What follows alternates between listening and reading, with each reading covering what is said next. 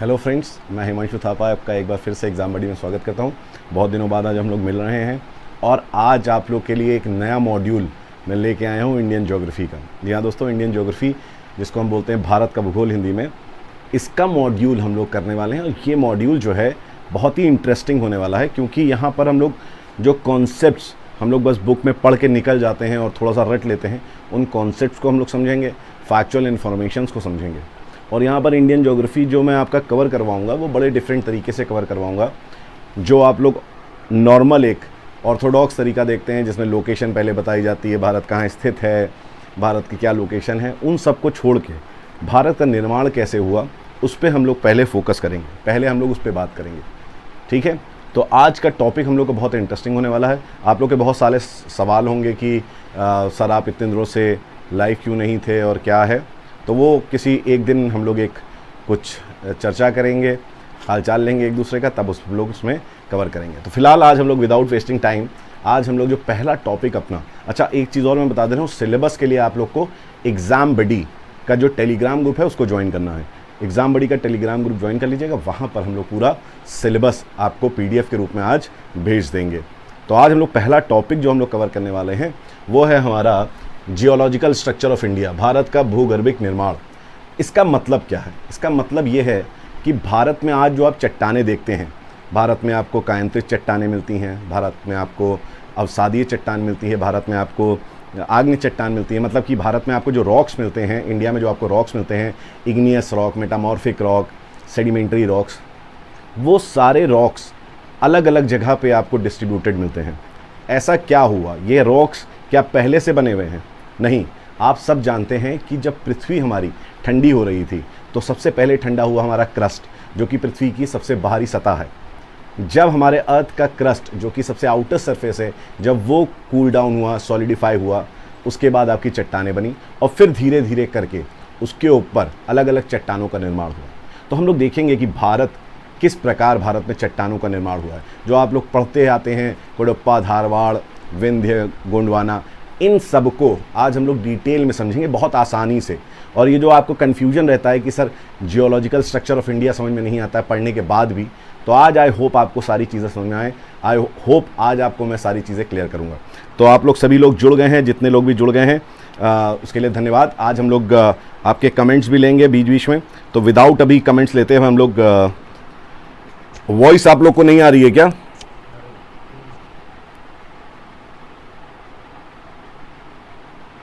बिल्कुल चलेंगी, सारी क्लासेस चलेंगी। ठीक है, डेली क्लास आपको, हाँ ये बता दें कि डेली क्लास, जैसे कि आप लोगों ने पूछा है, डेली क्लास 11 बजे मॉर्निंग में होगी इंडियन ज्योग्राफी की। ठीक है, तो आप लोग सभी लोग डेली 11 बजे अपना टाइम निकाल लीजिए। 1 घंटे की लगभग क्लासेस होंगी यहाँ पर और हम लोग उसको एंजॉय करेंगे। तो अब हम लोग बात करते हैं अपने टॉपिक की आज की। यहाँ पर एक चीज़ आपको समझना बहुत ज़रूरी है, भारत जो है वो विविधताओं का देश है। भारत जाना जाता है अपनी डाइवर्सिटी के लिए। अगर हम लोग यहाँ के जलवायु के बारे में बात करें, मतलब क्लाइमेट के बारे में बात करें, तो विभिन्न प्रकार के यहाँ क्लाइमेट हैं। यहाँ पे वनस्पतियों के बारे में बात करें, वेजिटेशंस के बारे में बात करें, तो विभिन्न प्रकार की वेरियस काइंड ऑफ वेजिटेशंस यहाँ मिलती हैं आपको। यहाँ पर अलग अलग किस्म की आपको मृदाएँ मिलती हैं। यहाँ पर अलग अलग किस्म की आपको जाति मिलती हैं। तो भारत के बारे में अगर हम लोग बात करें ओवरऑल, तो भारत में चट्टानों से लेके मानव जाति तक विभिन्न प्रकार के लोग मिलते हैं। इसलिए भारत को समझना कोई बहुत आसान काम नहीं है, एक ये बहुत ही चैलेंजिंग वर्क है। लेकिन हमको भारत की भूगोल पढ़ना इसलिए ज़रूरी है क्योंकि हम लोग पहली चीज़ यहाँ के निवासी हैं। देखिए, जब एक ज्योग्राफी का कोई स्टूडेंट होता है, पूरे वर्ल्ड को पढ़ता है, उसमें सबसे पहले वो वर्ल्ड की फिजिकल ज्योग्राफी को समझता है और उसके बाद वो रीजनल ज्योग्राफी को, जैसे USA की ज्योग्राफी क्या है, कनाडा की ज्योग्राफी क्या है, मैक्सिको की क्या है, साउथ अमेरिका की क्या है, यूरोप की क्या है, इस प्रकार से अलग अलग ज्योग्राफी के कॉन्सेप्ट्स को समझता है। लेकिन क्योंकि हम लोग भारत में रहते हैं, इंडिया में रहते हैं, तो ऑब्वियस सी बात है कि हम लोग जो यहाँ पर कॉन्सेप्ट समझेंगे वो इंडिया का समझेंगे। तो यहाँ पर अगर मैं बात करूँ आपसे, तो देखिए हुआ क्या। यहाँ पर भारत में आपको अगर देखेंगे आप, तो भारत में आपको कई किस्म की चट्टानें मिलती हैं। जैसे कि एक आपकी इग्नियस रॉक्स, जिसको हम बोलते हैं आग्नेय चट्टान, इसको हम क्या बोलते हैं? आग्नेय चट्टान बोलते हैं। इसके साथ ही साथ आपको मिलती है यहाँ पर सेडिमेंट्री रॉक्स, जिसको आप बोलते हैं अवसादी चट्टानें, अवसादी चट्टानें। और एक आपकी जो है चट्टान वो यहां पर है, उसको आप बोलते हैं मेटामॉर्फिक रॉक। दोस्तों इनको आप बोलते हैं मेटामॉर्फिक रॉक या कायांतरित चट्टानें। अब अगर आप इसकी बात करें तो सबसे पहले क्या हुआ होगा भारत पे?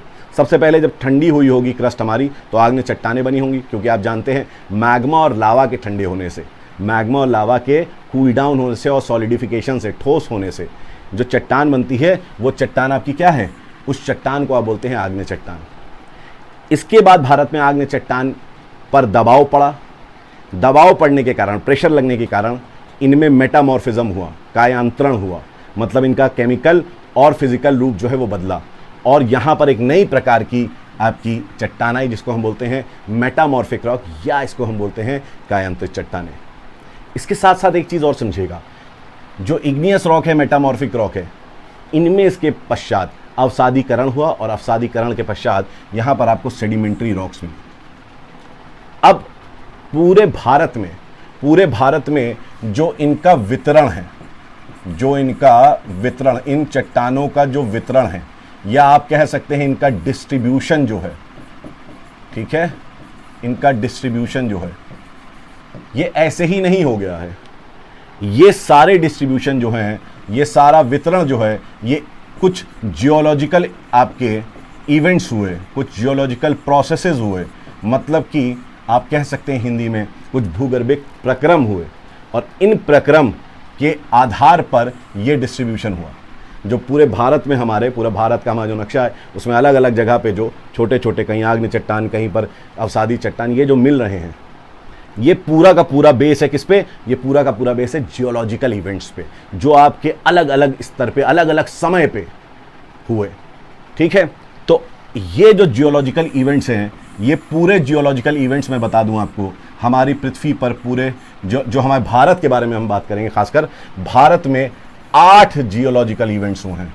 कितने हुए हैं? 8 जियोलॉजिकल इवेंट्स हुए हैं। और इन्हीं 8 जियोलॉजिकल इवेंट्स को आप समझ लेंगे तो आप समझ लेंगे कि भारत का जियोलॉजिकल स्ट्रक्चर क्या है, भारत की भूगर्भिक संरचना क्या है। ठीक है, तो हम लोग इन 8 प्रक्रम को समझेंगे, और ये फेज वाइज है, एक एक करके हम लोग समझेंगे कि कैसे कैसे भारत पे अलग अलग चट्टानें आपकी डेवलप हुई हैं, कैसे कैसे चट्टानें बनी हैं। तो आप लोग मुझे बताइए, अभी तक आप लोग को समझ में सारी चीज़ें आ रही कि नहीं? अगर आ रही हैं तो यस वाई लिख के आप लोग ज़रूर इसमें बताइएगा।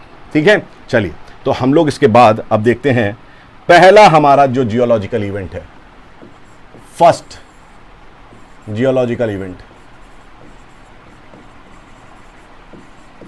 जो हमारा पहला भूगर्भिक, आप कह सकते हैं जो पहला भूगर्भिक हमारा प्रक्रम है, वो क्या है? यहां पर बड़ा इंटरेस्टिंग है, देखिए ध्यान से समझिएगा।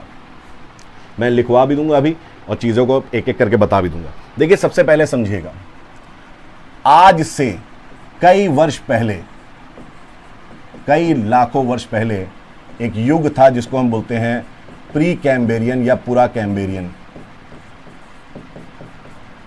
युग था, प्री कैम्ब्रियन या पुरा कैम्ब्रियन। इस प्री कैम्ब्रियन का मतलब क्या है? सिंपल सा थोड़ा अंदाजा आप लोग को लग जाए। प्री कैम्ब्रियन का मतलब है कि आज से, या आप ऐसे कह सकते हैं कि 600 मिलियन वर्ष, 600 मिलियन वर्ष से पहले, 600 मिलियन वर्ष से पहले क्या होता था? 600 मिलियन वर्ष पहले आपका प्री कैम्ब्रियन, पूरा कैम्ब्रियन होता था। बहुत पुरानी बात है, बहुत पुरानी बात है। और इस समय भारत में याद रखिएगा क्या हुआ, इस समय याद रखिएगा भारत में सबसे पहले क्या हुआ कि पृथ्वी की जो क्रस्ट है, जो अर्थ क्रस्ट है, मतलब जो पृथ्वी की भूपर्पटी है, अर्थ क्रस्ट मतलब होता है भूपर्पटी, पृथ्वी की जो भूपर्पटी है, ये भूपर्पटी आपकी मैं बता दूं सबसे पहले क्या हुई, इसकी कूलिंग हुई, शीतलन हुआ, इसमें इसकी कूलिंग हुई, इसमें शीतलन हुआ। और शीतलन के पश्चात यहां पर याद रखिएगा कि इनका सॉलिडिफिकेशन हुआ, मतलब ये ठोस हो गई। ठीक है, ये सॉलिडिफाई हो गई। तो कूलिंग के पश्चात ये सॉलिडिफाई हो गई। और मैं आपको बता दूं कि इसके पश्चात, जो कूलिंग और सॉलिडिफिकेशन के पश्चात आपकी चट्टान बनती हैं वो आप सब जानते हैं कि भारत में सबसे पहले चट्टान बनी इग्नियस रॉक, और भारत में ही नहीं पूरे विश्व में सबसे पहले जो चट्टान बनी वो कौन सी बनी? आग्नेय चट्टानें बनी बेटा, इसको याद रखिएगा, क्या बोलते हैं? आग्नेय चट्टान। ठीक है, तो भारत में भी सबसे पहले आग्नेय चट्टान बनी, और इस आग्नेय चट्टान को बोला जाता है, इसमें क्योंकि जो चट्टानें बनी आग्नेय चट्टान उसमें मिलती हैं आपको नीस और ग्रेनाइट।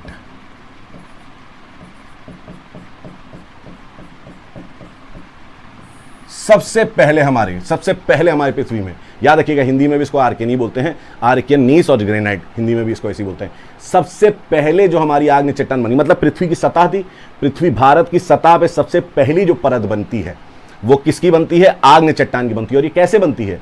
जो मैग्मा और लावा आपका सबसे पहले ठंडा होता है पृथ्वी पर, क्योंकि पूरी पृथ्वी ठंडी होती है, सबसे पहला जो ठंडा होता है तो आपका बनता क्या है? क्रस्ट बनता है, क्रस्ट। ठीक है, क्या बनता है? अर्थ क्रस्ट बनता है, और ये क्रस्ट में जो सबसे पहली रॉक बनती है वो आग्नेय चट्टान है। और इस रॉक को, इन चट्टानों को, ये जो इस क्रम की चट्टान है इनको हम बोलते हैं आर्कियन क्रम की चट्टान। इनको हम बेटा क्या बोलते हैं? आर्कियन क्रम की चट्टान बोलते हैं। अब आपके दिमाग में क्वेश्चन आ रहा होगा, सर ये आर्कियन क्रम की चट्टानें जो हैं ये कहाँ पर हैं, ये भारत में किस हिस्से में पाई जाती हैं? ठीक है, तो मैं आपको बता देता हूं कि भारत में ये, जिसको हम बोलते हैं प्रायद्वीपीय भारत, जिसको हम क्या बोलते हैं? प्रायद्वीपीय भारत या पेनिनसुलर इंडिया, इन क्षेत्रों में सबसे पहले इन क्षेत्रों का निर्माण हुआ, प्रायद्वीपीय भारत का निर्माण हुआ। इसमें कुछ भाग यहां पर भी हैं, आप ऐसे समझ सकते हैं, ये भी है पार्ट। इन क्षेत्रों का निर्माण हुआ, प्रायद्वीपीय भारत का निर्माण हुआ। तो यहां पर जो आर्कियन क्रम की चट्टान है, बहुत ध्यान समझिएगा, जो आर्कियन रॉक सिस्टम है, ठीक है बेटा, ध्यान समझिएगा, आर्कियन रॉक सिस्टम या आर्कियन क्रम की चट्टानें, इन्होंने सबसे पहले बनाया पेनिनसुलर इंडिया। ठीक है, या आप कह सकते हैं, इसको ऐसे भी कह सकते हैं आप, पेनिनसुलर इंडिया ना कह के इसको बेटर रहेगा, आप कह लें पेनिनसुलर प्लेटू बनाया, जिसको आप बोलते हैं प्रायद्वीपीय भारत, प्रायद्वीपीय पठार। ठीक है, तो यहां पर सबसे पहले जो बना हमारा वो प्रायद्वीपीय पठार बना। तो इस वक्त क्या केवल और केवल प्रायद्वीपीय पठार, मतलब कि यहां पर केवल और केवल इग्नियस रॉक्स बने? नहीं, इस समय प्री कैम्ब्रियन युग में सबसे पहले तो आर्कियन रॉक बना, लेकिन उसके पश्चात यहां पर पहली क्रिया तो ये हुई, लेकिन इसके पश्चात यहां पर दो क्रिया और हुई। एक क्रिया हुई कि यहां पर कायांतरण हुआ, यहां पर बेटा क्या हुआ? मेटामॉर्फिज्म हुआ। मेटामॉर्फिज्म का मतलब होता है कि जो चट्टान है उनमें जब दबाव पड़ता है, तो अपना रूप बदल लेती है और कायांतरित चट्टानें बन जाती हैं। इसके साथ ही साथ एक चीज और याद रखिएगा, यहां पर कुछ वॉल्केनिक एक्टिविटीज हुई,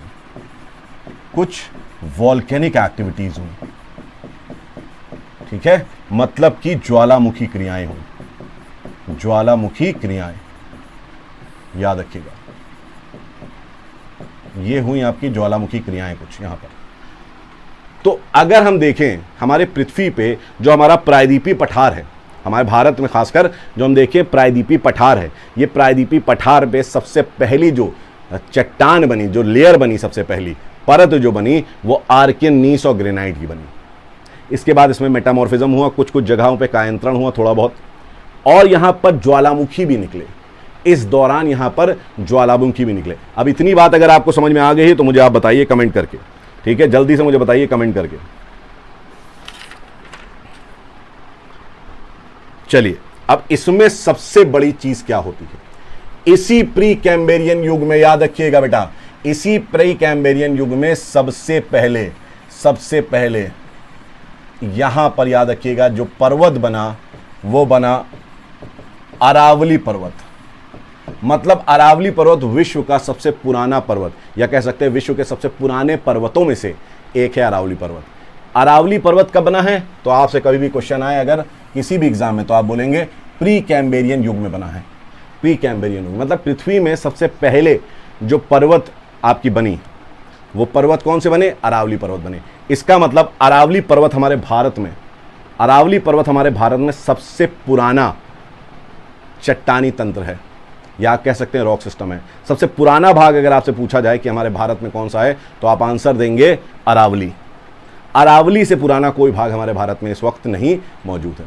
तो पहला आपको याद रखना है, यहां पर पहली चीज याद रखनी है कि यहां पर जो सबसे इंपॉर्टेंट चीज हुई वो है अरावली का वलित पर्वत बनना। अरावली जो कि आप जानते हैं राजस्थान में मुख्यतः फैला हुआ है, वो अरावली पर्वत सबसे पहले बना, और इसका जो तंत्र था, ठीक है, ये आर्कियन, नीस और ग्रेनाइट से बना था। ठीक है, अब क्या होता है सेकंड इसके बाद, जब ये बन जाता है, जब ये बन जाता है तब क्या होता है? देखिए यहां पर मैंने आपको बताया कि कुछ ज्वालामुखी क्रियाएं भी हुई थी। ठीक है, तो देखिए सेकंड क्या होता है। सेकंड जियोलॉजिकल इवेंट जो आपका है, second geological event, second geological event में क्या बनता है आपका? तो याद रखिएगा धारवाड़ क्रम की चट्टानें।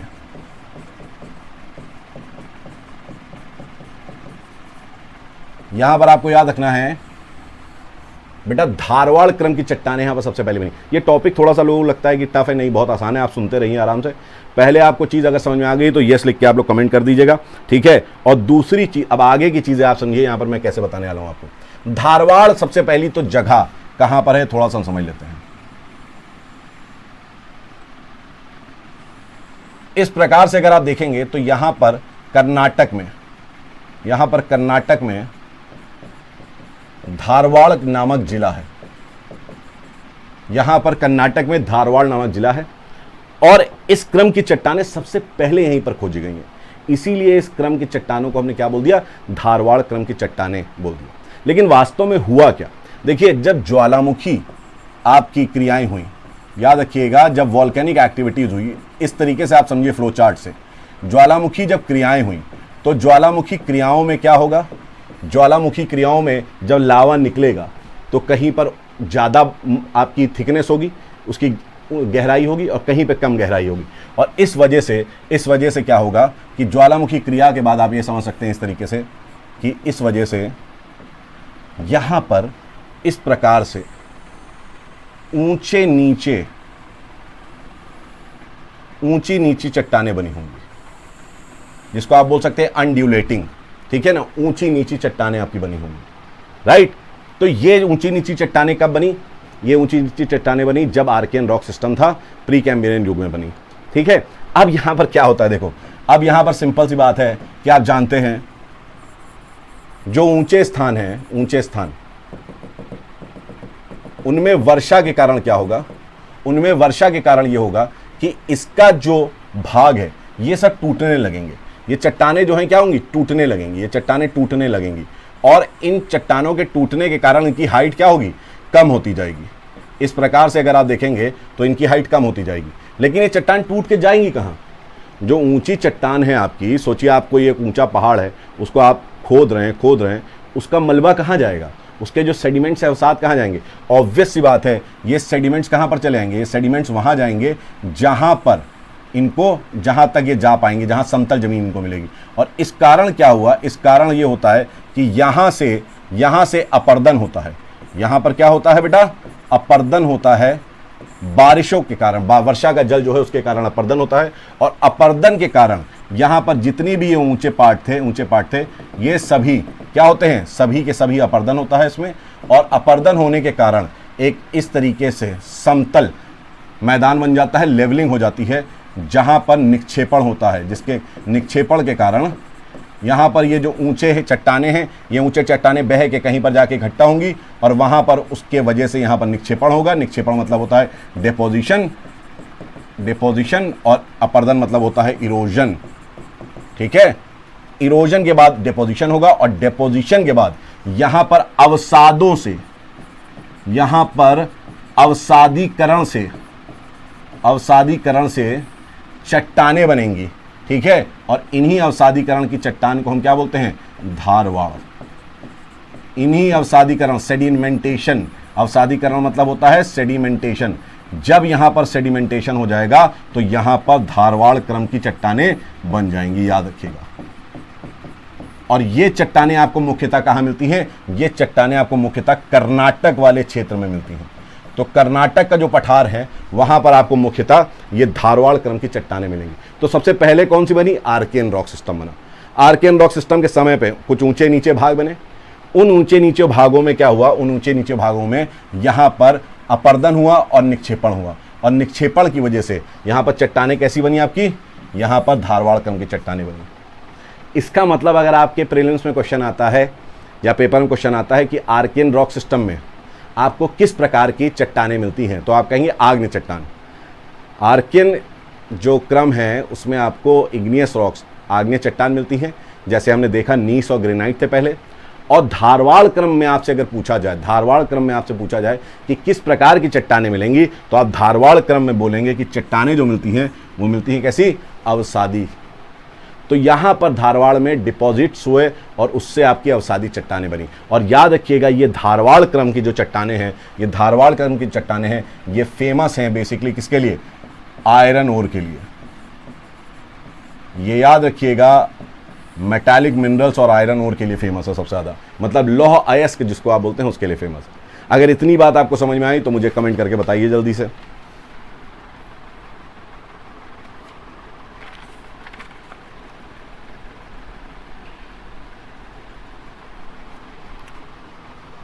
ठीक है, चलिए। हाँ, यहां पर जितने लोग भी हैं मैं बता दूं आपको कि ये फ्री कोर्स है, पूरा कोर्स फ्री है। इसका मतलब ये नहीं कि सिलेबस कंप्लीट नहीं होगा, पूरा सिलेबस कंप्लीट होगा। और मेरे जो जियोमॉर्फोलॉजी, क्लाइमेटोलॉजी और ओशनोग्राफी के लेक्चर्स कुछ बचे हुए हैं वो भी कंप्लीट होगा। आप जानते हैं मैं पूरे लेक्चर्स कंप्लीट कराता हूँ, ठीक है।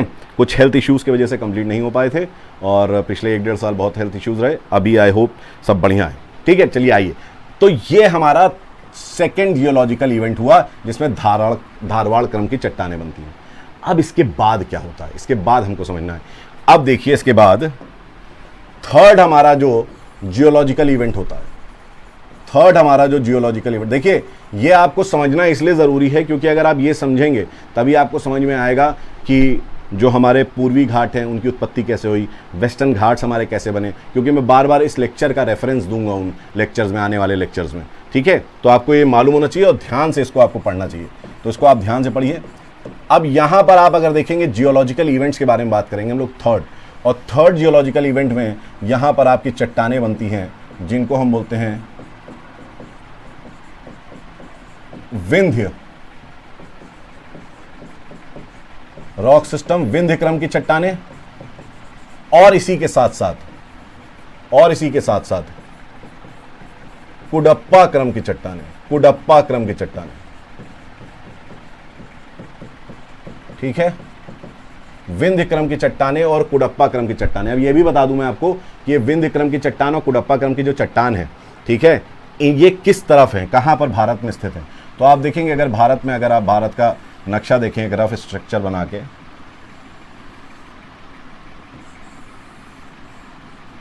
ठीक है, अगर आप इंडिया को देखेंगे तो इंडिया में बता दूं ये वाला जो क्षेत्र है, ये क्षेत्र है विंध्य का क्षेत्र, ये विंध्य का क्षेत्र है। और यहां पर अगर आप देखेंगे आंध्र प्रदेश में, देखिए कुडप्पा कहां पर है, तेलंगाना में है, आंध्र प्रदेश में है।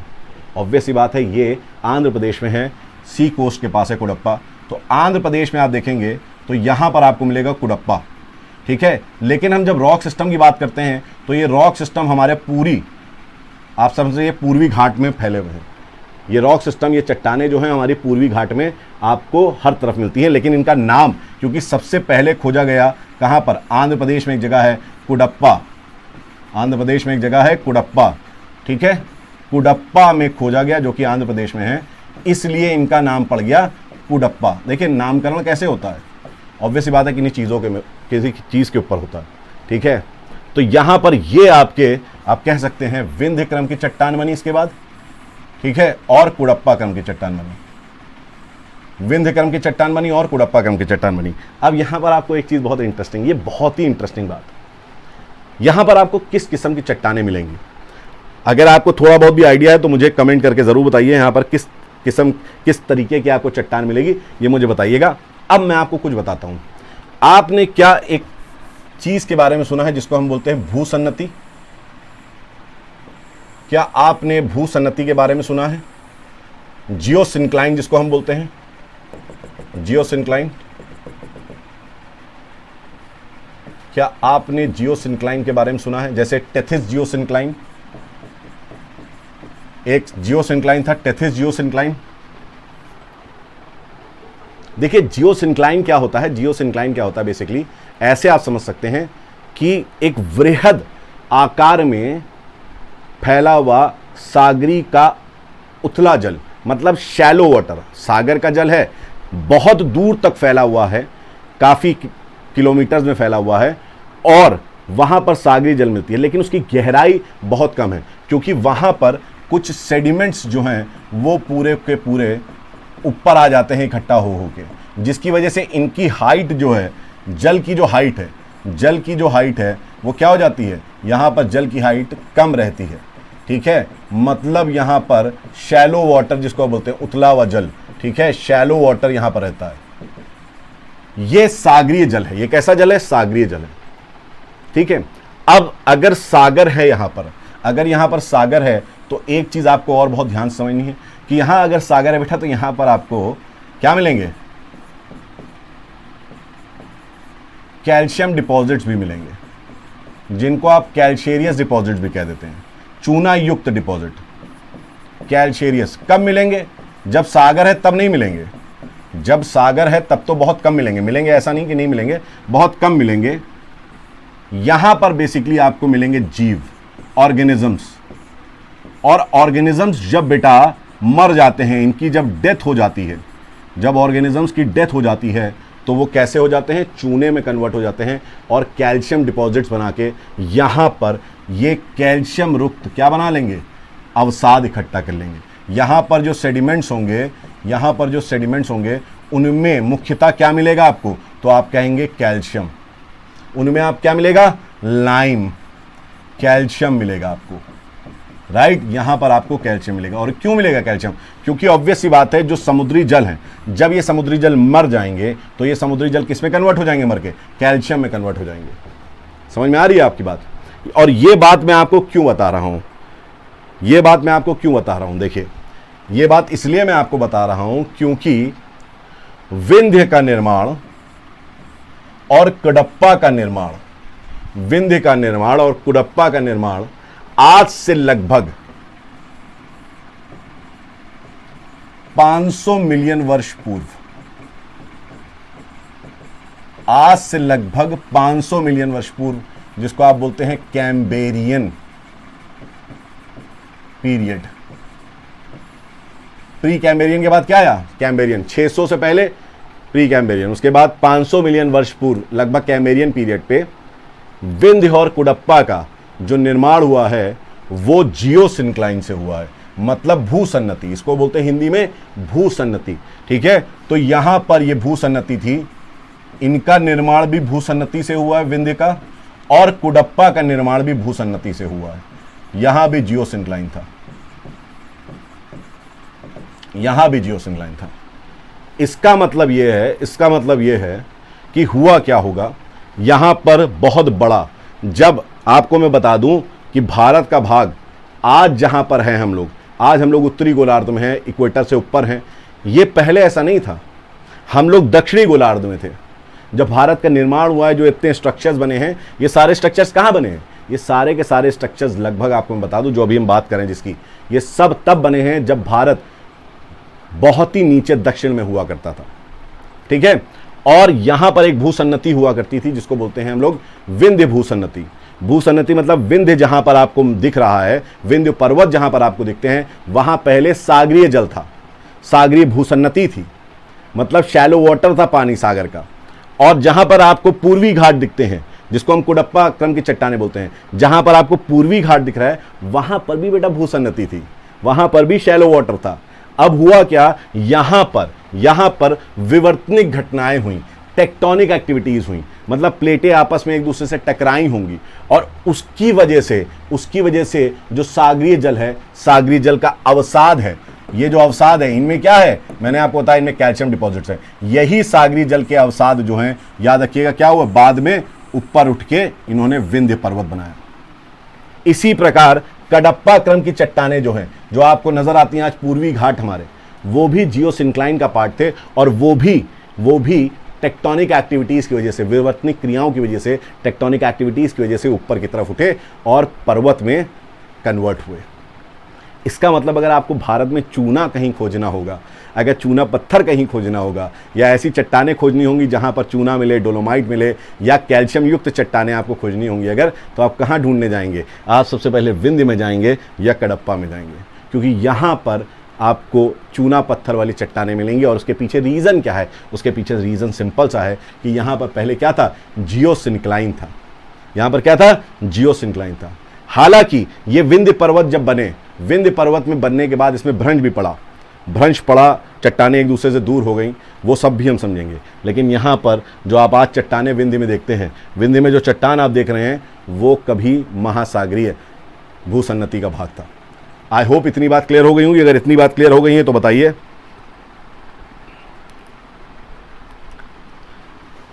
पूनम पुंडीर वेस्टर्न घाट्स पे हम लोग आएंगे आने वाले लेक्चर्स में। वेस्टर्न घाट्स पे अभी थोड़ा बहुत बताऊंगा अभी आपको कि वेस्टर्न घाट्स कैसे बने, वेस्टर्न घाट्स ईस्टर्न घाट्स जो बने हैं उनका डिटेल हम लोग एक लेक्चर रखेंगे, उसमें परेशान होइए। वो आपको मैं अभी बता दे रहा हूँ बस इतना थोड़ा बहुत कि वेस्टर्न घाट्स जो हमारे बने हैं वो रिजल्ट हुआ है हमारा जो डिफॉर्मेशन हुआ प्लेटू में, एक हिस्सा नीचे की तरफ चला गया। वो सारी चीज़ें हम लोग आगे लेक्चर्स में करेंगे, ठीक है। तो जल्दी बताइए सबको समझ में आ गया कि नहीं? वेरी गुड, सबको समझ में आ रहा लग रहा है।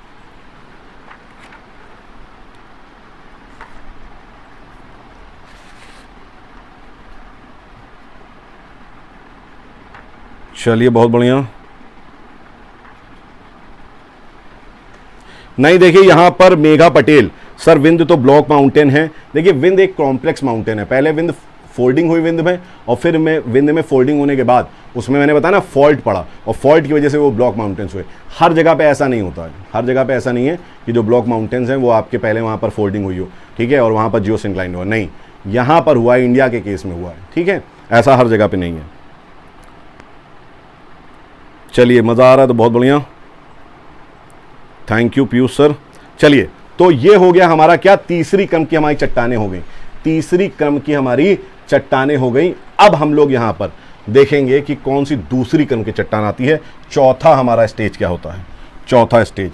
देखिए चौथे स्टेज में क्रम की चट्टानों से पहले हमको एक चीज समझनी है, यहां पर एक एक्टिविटी होती है वो हमको समझना है। चौथा हमारा जियोलॉजिकल इवेंट जो है,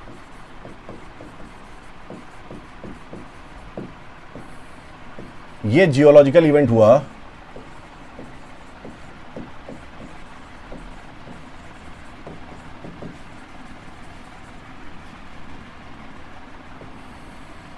पर्मो कार्बोनिफेरस एरा में, और इस पर्मो कार्बोनिफेरस एरा में एक्चुअली हिमानीकरण हुआ।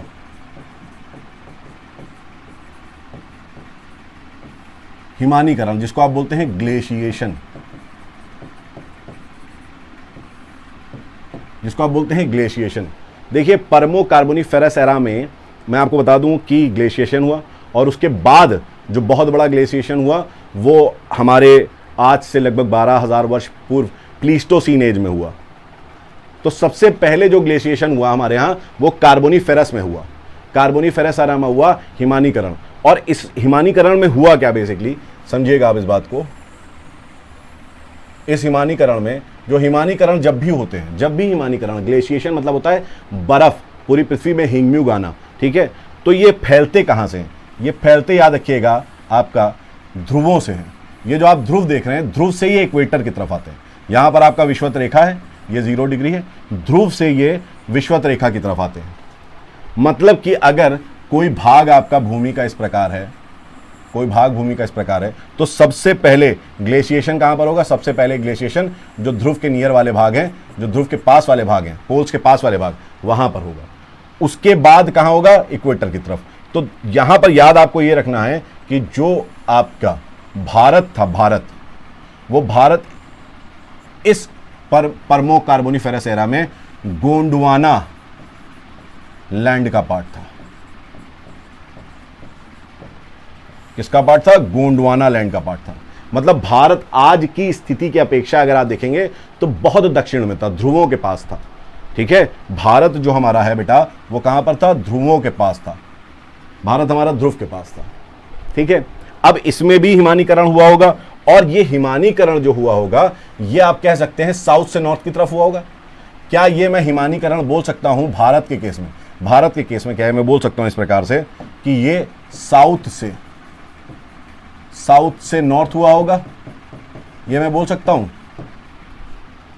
ये तो बोल ही सकते हैं भाई, क्योंकि दक्षिण में अगर है यहां पर ये, तो इसी प्रकार से हुआ होगा हिमानीकरण, पहले दक्षिण फिर उत्तर, राइट। और मैं आपको बताऊं कि ये हम लोग किस बेसिस पे बोल रहे हैं।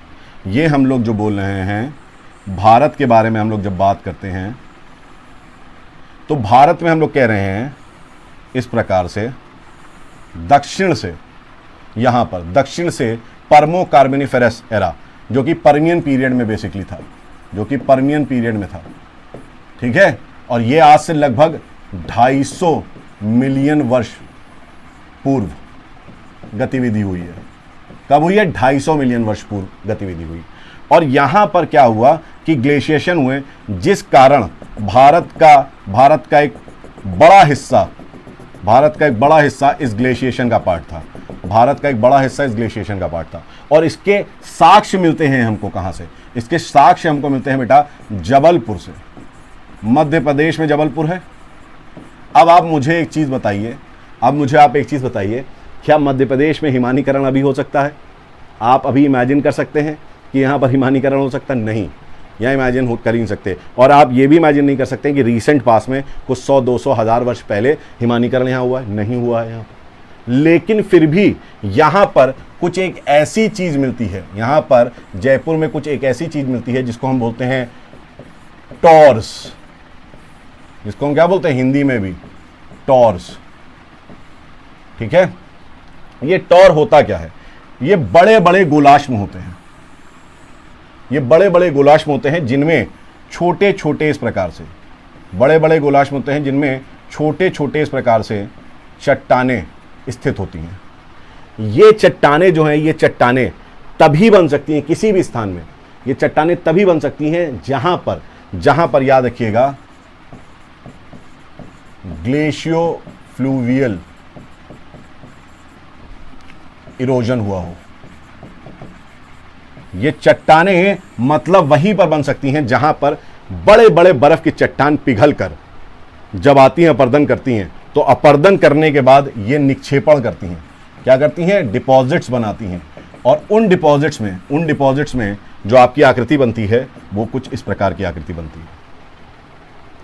समझ में आ रही है आपकी बात? तो जबलपुर तक इसका प्रभाव उस समय था। जबलपुर में इसका प्रभाव था, जबलपुर तक। इसका मतलब भारत में क्या हुआ?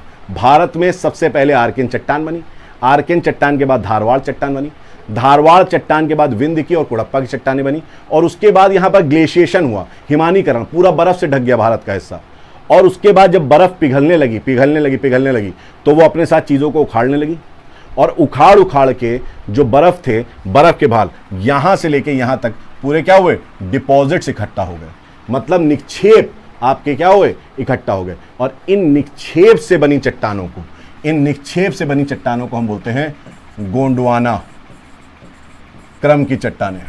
इन निक्षेप से बनी, इन डिपॉजिट से बनी चट्टानों को हम बोलते हैं गोंडवाना रॉक सिस्टम। अब आपको मैं एक चीज बता दूं, अब आपको एक चीज बड़ी इंटरेस्टिंग बताता हूं। क्या ये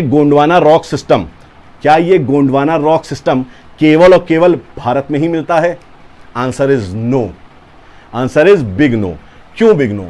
क्योंकि आपको मैं बता दूं गोंडवाना जो भारत था, भारत किसके साथ सटा हुआ था उस समय? अगर मैं इंडिया के बारे में बात करूं तो इंडिया केवल इंडिया नहीं था, इंडिया गोंडवाना लैंड का भाग था। और गोंडवाना लैंड में यहां पर कंट्रीज जो कॉन्टिनेंट्स आते थे वो था साउथ अमेरिका। तो आपको Gondwana rock system south America में भी मिलेगा, आपको गोंडवाना रॉक सिस्टम अफ्रीका में मिलेगा, क्योंकि ये भी उस समय वहीं जुड़े हुए थे, इनमें भी हिमानीकरण की प्रक्रिया हुई थी। आपको ऑस्ट्रेलिया में भी मिलेगा, ये मिलेगा। और आपको ये जो है याद रखिएगा अंटार्कटिका में भी मिलेगा। इसका मतलब क्या है? इसका मतलब ये है कि ये जो हिमानीकरण, जो गोंडवाना रॉक सिस्टम है, ये केवल इंडिया में नहीं मिलता है, ये गोंडवाना रॉक सिस्टम आपको इन जगहों पे भी मिलता है। और इसका नाम जो गोंडवाना पड़ा है, याद रखिएगा, इसका जो नाम गोंडवाना पड़ा है, ये गोंडवाना पड़ा है गोंड जनजाति से, भारत में पाई जाने वाली गोंड जनजाति।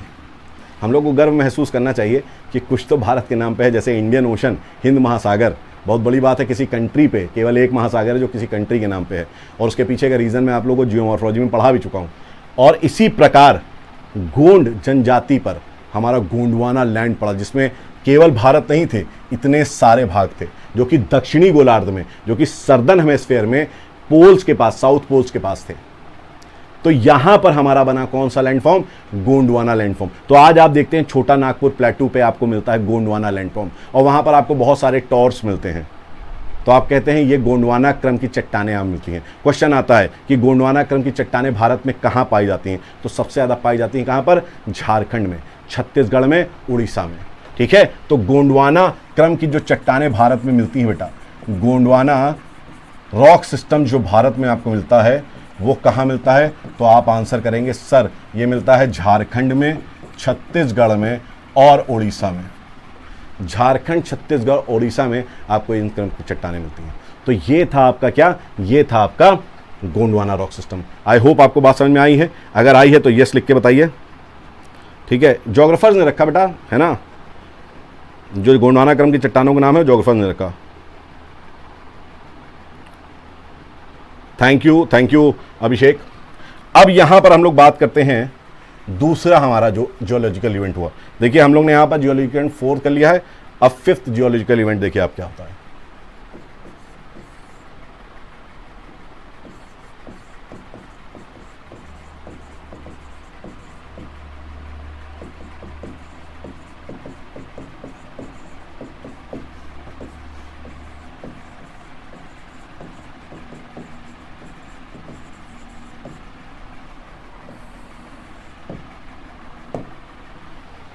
बहुत बड़ा इवेंट हुआ। बहुत बड़ा इवेंट क्या हुआ? गोंडवाना क्रम जो था, गोंडवाना लैंड, ये गोंडवाना लैंड मेसोजोइक की स्टार्ट में, मेसोजोइक एरा जो था, मेसोजोइक के स्टार्ट में क्या हुआ? टूटने लगा। और आप सब जानते हैं कि इस समय भारत जो है, भारत का भाग टूट के उत्तर की तरफ, ये अफ्रीका से टूटा भारत का भाग, अफ्रीका और मेडागास्कर से टूटा, अफ्रीका और मेडागास्कर से टूट के भारत का भाग किधर भागा? उत्तर की तरफ भागा। ऑस्ट्रेलिया का भाग किधर भागा? उत्तर पूर्व की तरफ भागा। ऑस्ट्रेलिया का अगर आप भाग बताएंगे, ठीक है, तो ऑस्ट्रेलिया का भाग किधर भागा? उत्तर पूर्व की तरफ, नॉर्थ ईस्ट की तरफ भागा। अफ्रीका का पार्ट किधर भागा? नॉर्थ की तरफ भागा, नॉर्थ की तरफ। और साउथ अमेरिका का पार्ट जो था, साउथ अमेरिका का पार्ट भागा वेस्ट की तरफ, पश्चिम की तरफ। तो इस प्रकार से ये जितने भूखंड थे, ये सारे भूखंड क्या हुए? ये सारे भूखंड टूट गए और इंडिया का भाग भी टूट के अफ्रीका और मेडागास्कर से अलग होके ये उत्तर की तरफ चलने लगा। ठीक है, अब आता है हमारा छठा जियोलॉजिकल इवेंट। अब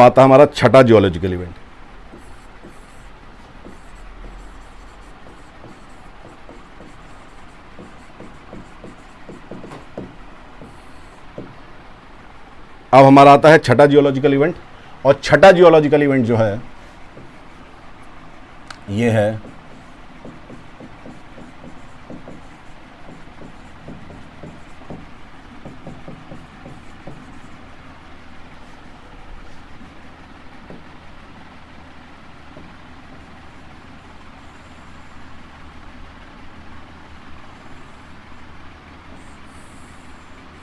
पहले तो कुछ बेसिक चीज समझ लो। बेसिक चीज ये कि दक्कन क्या है? दक्कन का मतलब होता है दक्षिण। दक्कन का मतलब क्या है? दक्षिण। तो डेक्कन का मतलब क्या है? साउथ। ये किसके साउथ है? तो यहां पर है विंध्य। विंध्य के दक्षिण वाला भाग, विंध्य के दक्षिण वाला भाग क्या कहलाता है? विंध्य के दक्षिण वाला भाग जो है, याद रखिएगा, दक्कन कहलाता है। विंध्य के दक्षिण वाला भाग क्या कहलाता है? दक्कन कहलाता है। और यहाँ पर एक गतिविधि हुई, यहाँ पर एक गतिविधि हुई कि दक्कन का लावा, दक्कन से लावा निकला। दक्कन से क्या हुआ? लावा निकला। और ये जो लावा है कहाँ फैला, कैसे फैला है बताऊंगा, लेकिन पहले देख लो कि लावा तुम्हारा कहाँ पर आज पाया जाता है। ये है तुम्हारा लावा, जो कि महाराष्ट्र में मुख्यतः पाया जाता है, जो कि महाराष्ट्र में मुख्यतः पाया जाता है, और इसी को हम बोलते हैं डेक्कन लावा ट्रैप। और इस डेक्कन लावा ट्रैप में जो चट्टानें बनेंगी, लावा से मैंने आपको पहले बता चुका हूं, लावा से जो चट्टानें बनती हैं उसको बोलते हैं बेसॉल्ट। ये मेरे जियोमॉर्फोलॉजी के लेक्चर्स में मैंने सब बता रखा आप लोग को।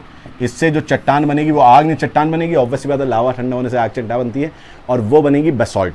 इसीलिए आप देखते हैं महाराष्ट्र के क्षेत्र में और गुजरात के क्षेत्र में आपको काली मिट्टी मिलती है, क्योंकि बेसॉल्ट से जो मिट्टी मिलती है, बेसॉल्ट से जो मृदा बनती है वो कौन सी मृदा होती है? वो काली मृदा होती है, याद रखिएगा।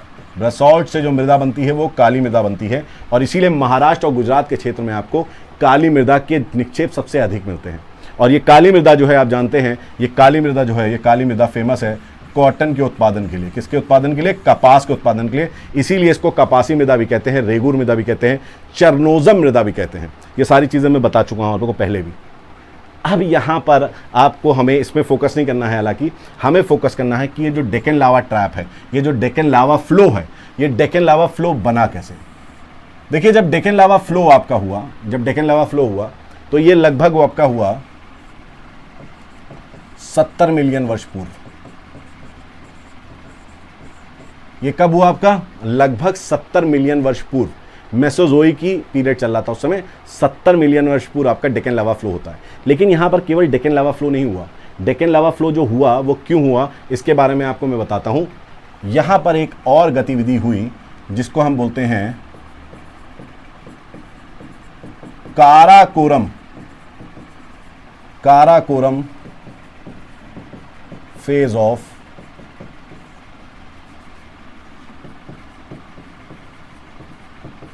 Himalayan orogeny. इसको हिंदी में बता देता हूं। इस समय काराकोरम पर्वतों का भी निर्माण हुआ हिमालयन फेज में। अगर आप देखेंगे तो ये हम लोग इसको हिमालयन फेज में नहीं रखते हैं, उसका अलग कारण है, लेकिन यहां पर याद रखिएगा कि 70 मिलियन वर्ष पूर्व यहां पर काराकोरम बना। अब ये काराकोरम बना कैसे? आप जानते हैं, मैं आपको जियोमॉर्फोलॉजी में पढ़ा रखा हूं, मैंने बता रखा है। ये जो अग्रभाग है आपका, जो आपका ये पॉइंटेड पार्ट था अरावली हिल्स का, यहाँ पे क्या थी? अरावली हिल्स। अरावली हिल्स का जो पॉइंटेड पार्ट था, ये पॉइंटेड पार्ट तेथिस भूसन्नति में धंस रहा था। इस प्रकार से आप लोग समझ रहे हैं, यहाँ पर इस प्रकार से ये हमारा भारत का भाग था, ये भारत वाला भाग, और ये हिमालय का भाग था, और ये इस प्रकार से हिमालय का भाग जो है, ये हिमालय का भाग अरावली वाला इस प्रकार से तिब्बत के नीचे, ये तिब्बत वाला भाग है एशिया का प्लेट, ये तिब्बत के नीचे इस प्रकार से धंस रहा था। देखिए आप मेरे हाथ को भी देखिएगा, ये वाला पार्ट उठ जा रहा है। जब मैं इस तरीके से ये पार्ट को स्लैब को अंदर डाल रहा हूँ तो ये वाला पार्ट ऊपर उठ जा रहा है। इसी प्रकार क्या हुआ, इसी प्रकार हमारा हिमालय का, यहाँ पर याद रखिएगा आप, यहाँ पर जब काराकोरम बना तो काराकोरम में इस प्रकार से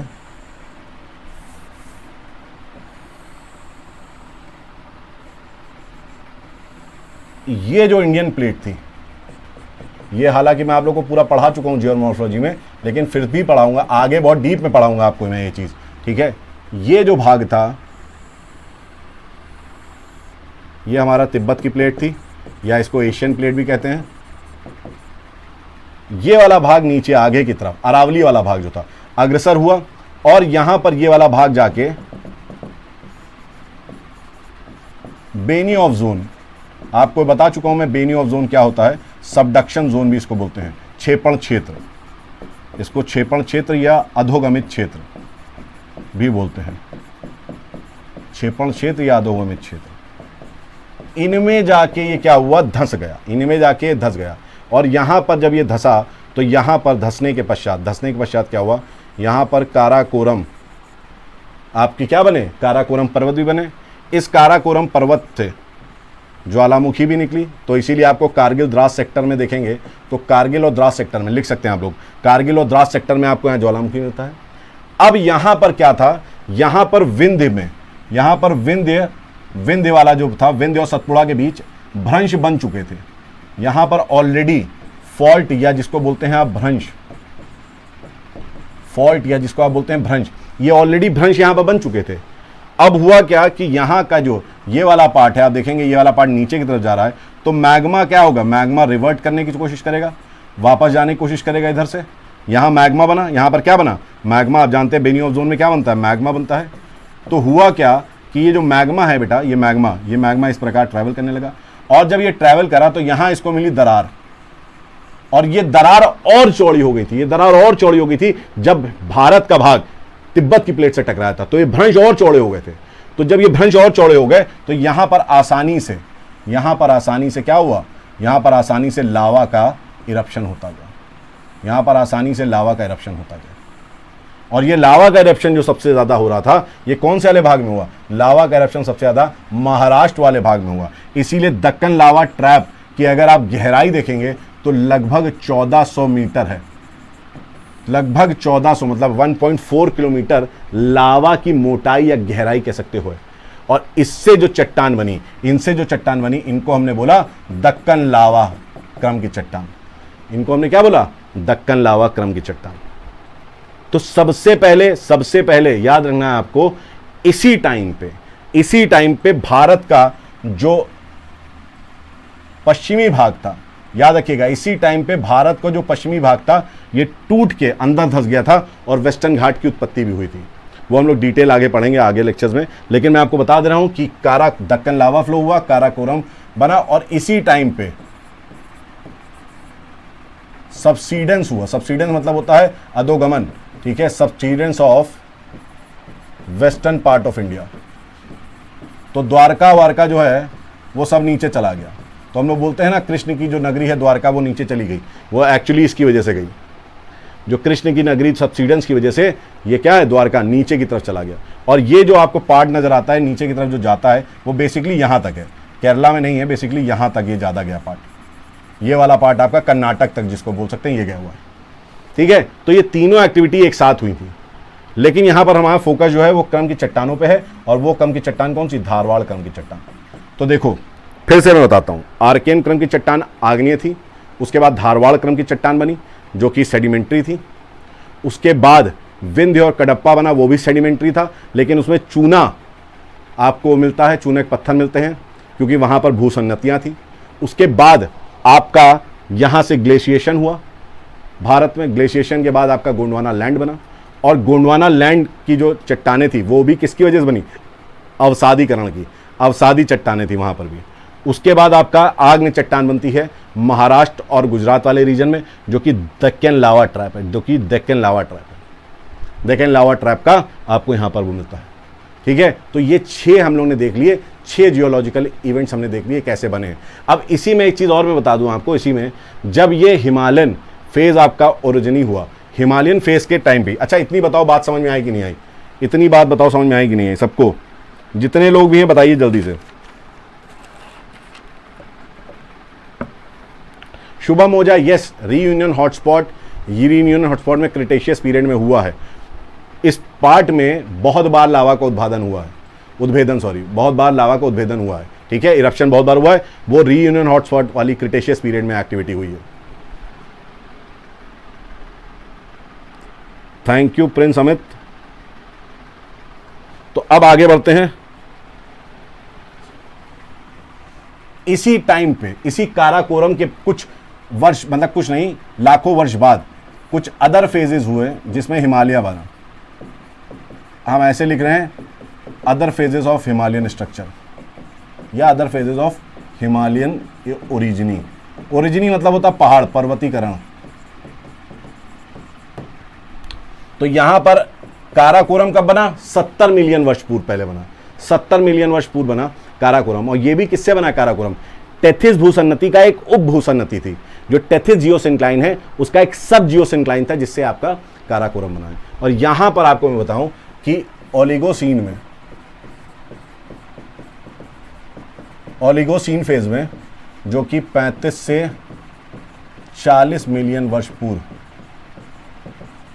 माना जाता है, इस समय बना वृहद हिमालय। आपके पीसीएस में कभी कदार क्वेश्चन आ जाता है कि वृहद हिमालय कब बना, स्टेट पीसेस में अलग अलग, राजस्थान राजस्थान अलग अलग। तो वृहद हिमालय बना है ओलिगोसीन में, ओलिगोसीन में बना है आपका वृहद हिमालय। फिर आता है आपका सेकंड मिड मायोसीन, जो कि आज से लगभग 14 मिलियन वर्ष पूर्व था। और इस समय बना है मध्य हिमालय। आप जानते हैं हिमालय की 3 श्रेणियां हैं, आप जानते हैं हिमालय की 3 श्रेणियां हैं, वृहद हिमालय, मध्य हिमालय और शिवालिक। और आखिरी जो था आपका थर्ड, जिसको हम बोलते हैं थर्ड, आपका था पोस्ट प्लायोसीन, पोस्ट प्लायोसीन। तो आपसे पूछा जाए कि शिवालिक कब बना है, तो याद रखिएगा पोस्ट प्लायोसीन, मतलब कि 750,000 years ago.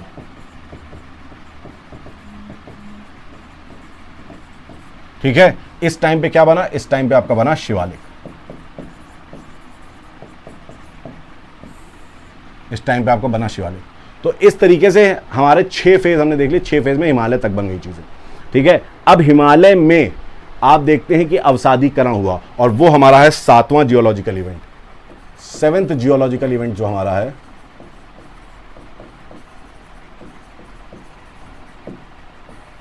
Seventh geological event, वो है हमारा हिमालय में जो अवसादीकरण हुआ, हिमालय का अवसादीकरण।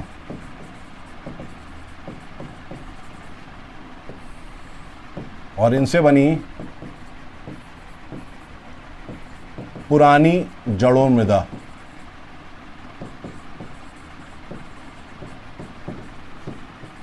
और इनसे अपनी एक रॉक सिस्टम बनी। देखिए हिमालय है, ऑब्वियस सी बात है, हिमालय जो थे वो टेथिस जियोसिंक्लाइन से बने थे, टेथिस भूसन्नति बने थे। ये जियोमॉर्फोलॉजी में मैं आपको बता चुका हूँ।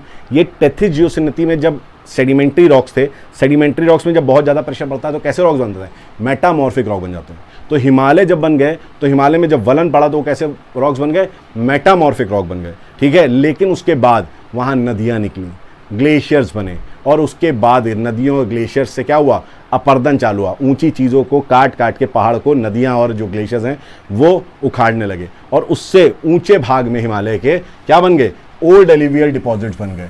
ठीक है, पुराने जलोढ़ निक्षेप बन गए, पुराने जलोढ़ निक्षेप बन गए, और उनसे आपकी चट्टान जो बनी वो सेडिमेंट्री चट्टान बनी। उनसे जो चट्टान आपकी बनी वो कैसी चट्टान बनी, अवसादी चट्टान बनी, सेडिमेंट्री रॉक्स बनी। तो हिमालय में भी आपको सेडिमेंट्री रॉक्स मिलते हैं। हालांकि हिमालय पहले तो पूरा सेडिमेंट्री रॉक से बना था, लेकिन उसमें इतना प्रेशर पड़ा कि मेटामॉर्फिक रॉक में कन्वर्ट हो गया। लेकिन फिर अपर्दन की क्रिया जब हुई उसमें नदियों के द्वारा, ग्लेशियर्स के द्वारा, तो फिर से बेटा ये क्या बन गए, फिर से ये आपके अवसादी चट्टान बन गए। ठीक है, अब हिमालय का जब अवसादी चट्टान हो गया तो आखिरी जो फेज आपका आता है, हिमालय की नदियाँ। हिमालय की नदियाँ क्या लेके आई, हमारे भारत का 8वां और आखिरी इवेंट जो हुआ वो हुआ कि हिमालय की जो नदियां हैं, हिमालय की नदियां, हिमालयन रिवर्स, और जो हमारी प्रायद्वीपीय नदियां हैं, पेनिनसुलर रिवर्स, इनका विकास हो चुका था, और इन्होंने दोनों ने इरोजन और मतलब अपर्दन और निक्षेपण करा। डिपोजिशन मतलब निक्षेप करी चीजें, निक्षेपण हुआ, और जब ये निक्षेपण हो गया तो ये नदियां बह के अपने साथ जो अवसाद लेके आई, उनसे बना क्या, उनसे बना एलुवियल प्लेन, उनसे बना जलोढ़ मैदान। क्या बना बेटा, जलोढ़ मैदान बना,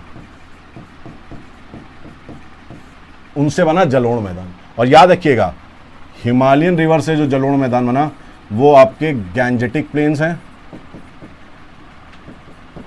गंगा के मैदान, और इनसे जो मैदान बने वो आपके कोस्टल प्लेन्स हैं। वो आपके क्या हैं, कोस्टल प्लेन्स हैं। तो इस प्रकार सबसे पुराना अरावली प्रायद्वीपीय पठार का भाग और सबसे नवीनतम सबसे विश्व में नवीन जो आपके भू आकृतिक मैदान है, जिनको हम बोलते हैं alluvial plains of coastal India and North Indian, ये बने। तो इस तरीके से आपका पूरा का पूरा बना क्या, इस तरीके से आपका पूरा का पूरा भारत बना, भारत की जियोलॉजिकल स्ट्रक्चर बनी, परत बाय परत अलग अलग गतिविधियों से जियोलॉजिकल स्ट्रक्चर बना। तो आपसे अगर कोई प्रश्न आता है मेंस में लिखने के लिए भी कि explain the geological structure of India, तो आपको यही 8 पॉइंट आपको अपने शब्दों में एक्सप्लेन करने हैं, ठीक है। यही आपका आंसर राइटिंग में जीएस के पेपर में भी आ सकता है, यही आपको लिखना है, और प्रीलिम्स में भी इससे संबंधित आपके प्रश्न आ सकते हैं, तो आपको लिखना है। क्या आपसे पूछा जाएगा गोंडवाना लैंड उत्तर भारत में है, तो आंसर होगा नहीं। क्या पूछा जाएगा आपका कि जो हमारे नवीनतम जो संरचना है वो अरावली है, तो आप आंसर देंगे नहीं, वो सबसे पुरानी है, प्राचीनतम है। सबसे नवीनतम कौन सी है, कोस्टल प्लेन्स और आपके गैंजेटिक प्लेन्स। इस प्रकार से विभिन्न प्रश्न आप इस पर कर सकते हैं। ये टॉपिक आपका पूरी तरीके से कंप्लीट हो गया है। अगर कुछ डाउट है तो आप लोग मुझे कमेंट करके बताइए। अगर कोई डाउट है तो बता दिए, डाउट सेक्शन में आपका ले ले रहा हूं। बाकी ये पूरा हमने आपका कंप्लीट करा दिया है।